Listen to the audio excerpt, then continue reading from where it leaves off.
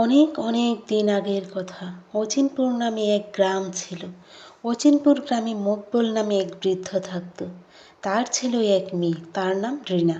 রিনা দেখতে যেমন ছিল সুন্দরী, ঠিক তেমনই ছিল বুদ্ধিমতী।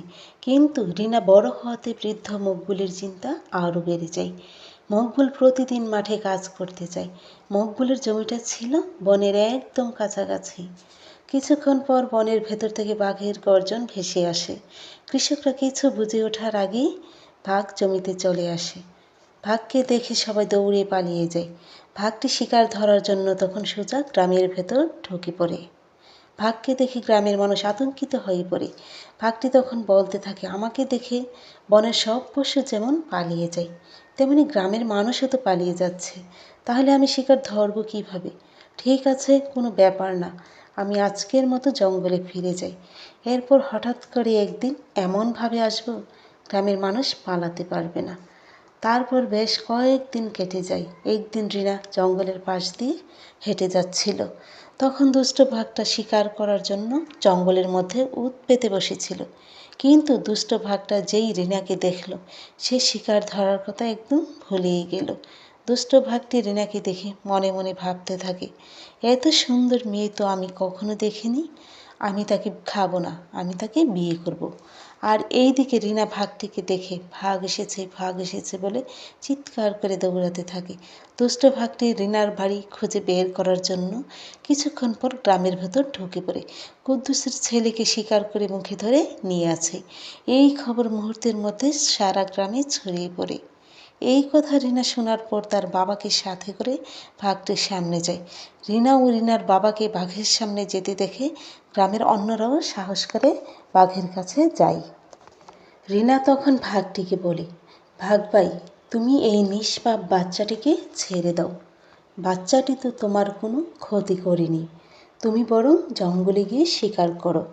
দুষ্ট ভাগ তখন রিনাকে বলে, আমি তাকে এমনি এমনি ছেড়ে দেব না, আমার একটি শর্ত আছে, কিন্তু সেই শর্ত তোমাকেই পূরণ করতে হবে। রিনা অবাক হয়ে দুষ্ট ভাগকে জিজ্ঞেস করে, বলো কী শর্ত তোমার? দুষ্ট ভাগটি তখন রিনাকে বলে, আমাকে তোমার বিয়ে করতে হবে। দুষ্ট বাঘের মুখে এই কথা শুনে রিনা খুব অবাক হয়ে যায়। রিনা দুষ্ট বাঘকে বলে, তুমি তো বনের মানুষ, আর আমি হলাম মানুষ, মানুষের সাথে পশুর কি করে বিয়ে হয়?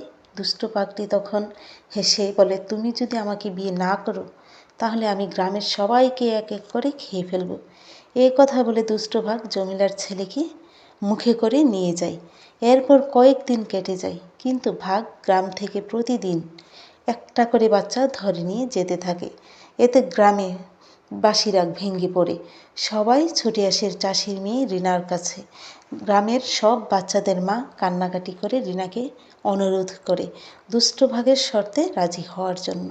রিনা তখন গ্রামের বাচ্চাদের বাঁচানোর জন্য দুষ্ট ভাগটির সাথে দেখা করতে রাজি হয়। দুষ্ট ভাগটি রিনাকে দেখে বলে, কী গো সুন্দরী, তুমি আমার ডেরায়?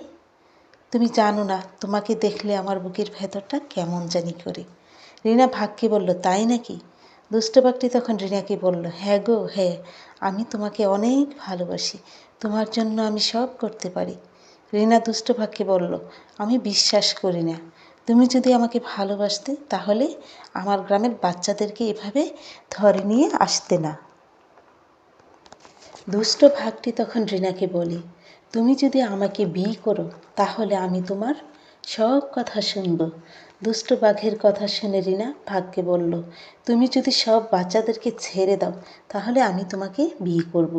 রিনার কথা শুনে দুষ্ট ভাগ সব বাচ্চাদেরকে ছেড়ে দেয়।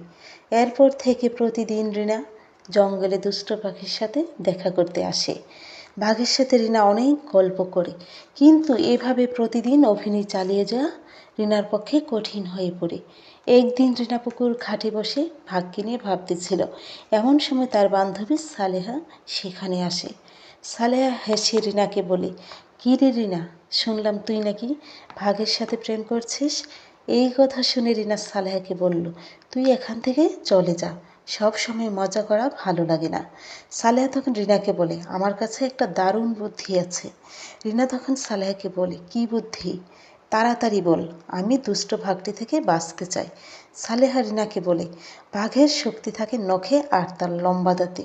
তুই যদি দুষ্ট ভাগের নখ আর লম্বা দাঁতগুলো তুলে ফেলতে পারিস, তাহলে সে মুরগির থেকেও দুর্বল হয়ে পড়বে। তখন ভাগকে উচিত শিক্ষা দিতে পারবি। সালেহার বুদ্ধির কথা শুনে রিনা কোনো দেরি না করে সোজা ভাগের ডাড়ায় চলে যায়। রিনাকে অসময়ে দেখা করতে আসতে দেখে দুষ্ট ভাগ অবাক হয়ে যায়। রিনা দুষ্ট ভাগকে বলল, আমি তোমাকে না দেখে থাকতে পারি না, চলো আমরা বিয়ে করে ফেলি। বিয়ের কথা শুনে দুষ্ট ভাগ খুশিতে নাচতে থাকে। রিনা দুষ্ট ভাগকে বলে, আমার একটি শর্ত আছে। দুষ্ট ভাগ রিনাকে বলে, কী শর্ত, তাড়াতাড়ি বলো। রিনা দুষ্ট ভাগকে বলে, তোমার ওই লম্বা লম্বা নখ আর লম্বা দাঁতগুলো আমার ভয় লাগে। এইগুলো তুলে ফেললে সাথে সাথে আমি তোমাকে বিয়ে করে ফেলবো। দুষ্ট ভাগ রিনার শর্তে রাজি হয়ে যায়। রিনা দুষ্ট ভাগকে বলে, আমি বাড়ি গিয়ে বউ সেজে বসে থাকি, ততক্ষণে তুমি তোমার দাঁত আর নখ ফেলে চলে এসো। আমি বাড়ি গিয়ে তার বাবাকে সব কিছু খুলে বলি। কিছুক্ষণ পর দুষ্ট ভাগটি তার দাঁত আর নখ তুলে ফেলে মনের আনন্দে রিনাদের বাড়ি চলে আসে। রিনা ভাগটিকে উঠোনে রাখা খাঁচার ভিতর ঢুকতে বলে। দুষ্ট ভাগটি প্রথমে রাজি হয়নি। রিনা বুদ্ধি করে দুষ্ট ভাগকে বলে, বিয়ে বাড়িতে নতুন জামাইকে খাঁচার ভেতর বসতে হয়। ভাগটি যেই খাঁচার মধ্যে ঢুকে পড়ে, অমনি রিনা তাড়াতাড়ি করে খাঁচার দরজা বন্ধ করে দেয়। কিছুক্ষণ পর গ্রামের লোকজন মিলে দুষ্ট ভাগটিকে মেরে ফেলে। দুষ্ট ভাগের বোকামির জন্য চাষের মেয়ের হাতে বোকা ভাগের প্রাণ গেল। তারপর আর কি, গ্রামবাসী তখন আগের মতো সুখে শান্তিতে বসবাস করতে থাকলো। আর আমার গল্পটিও ফুরিয়ে গেল।